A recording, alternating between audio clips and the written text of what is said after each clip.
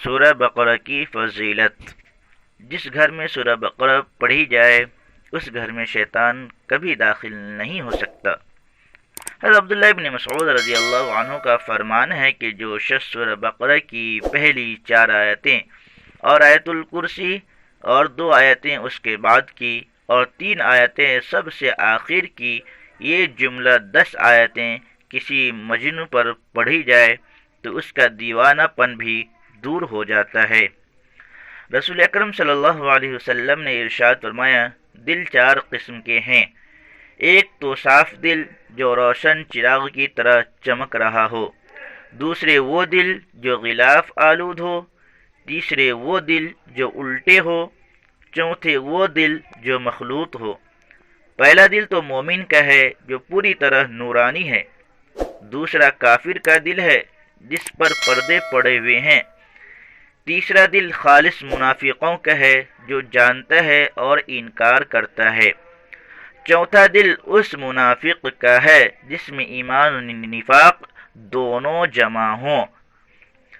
فاسق جانور، رسول اللہ صلی اللہ علیہ وسلم نے ارشاد فرمایا کہ 5 جانور فاسق ہیں، حرم میں یا حرم کے باہر قتل کر دیے جائیں۔ نمبر 1 کوا، نمبر 2 چیل، نمبر 3 بچھو، نمبر 4 چوہا اور نمبر 5 کالا کتا۔ حضرت ابن مسعود رضی اللہ عنہ، حضرت ابن عباس رضی اللہ عنہ اور دیگر صحابہ کرام رضی اللہ عنہم سے مروی ہے کہ اتوار اور پیر کے دن میں یہ 7 زمینیں بنائیں۔ دوسری روایت میں ہے کہ منگل اور بدھ کے دونوں دنوں میں پہاڑ، زمین کی پیداوار اور درخت وغیرہ زمین کی کل چیزیں بنائی۔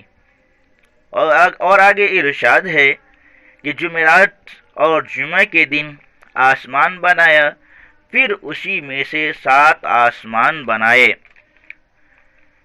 حضرت لیث ابن سعد رحمۃ اللہ علیہ اور حضرت امام شافعی رحمۃ اللہ علیہ فرماتے ہیں کہ اگر تم کسی کو پانی پر چلتے ہوئے اور ہواؤں میں اڑتے ہوئے دیکھو تو اسے ولی نہ سمجھ بیٹھنا جب تک کہ اس کے تمام اعمال و افعال قرآن و حدیث کے مطابق نہ پاؤ۔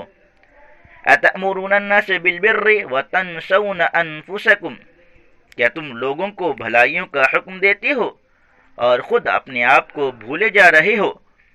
لم تقولون ما لا تفعلون کبر مقتا عند اللہ ان تقولوا ما لا تفعلون، کیوں تم وہ کہتے ہو جو خود نہیں کرتے؟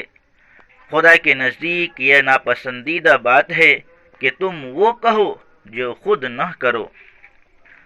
وما اريد ان اخالفكم الى ما انهاكم عنه ان اريد الا الاصلاح ما استطعت، یعنی میں جن کاموں کو تمہیں منع کرتا ہوں ان میں تمہاری مخالفت کرنا نہیں چاہتا، میرا ارادہ صرف اپنی طاقت بھر اصلاح کرنا ہے۔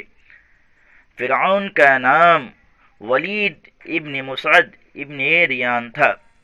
رسول اللہ صلی اللہ علیہ وسلم فرماتے ہیں کہ سب سے زیادہ سخت عذاب قیامت کے دن اس شخص کو ہوگا جسے نبی نے قتل کیا ہو یا اس نے کسی نبی کو مار ڈالا ہو، اور گمراہی کا امام اور تصویریں بنانے والا۔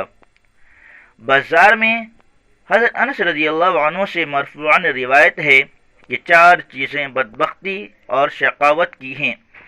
نمبر 1 خوف خدا سے آنکھوں سے آنسو نہ بہنا، نمبر 2 دل کا سخت ہو جانا، نمبر 3 امیدوں کا بڑھ جانا اور نمبر 4 لالچی بن جانا۔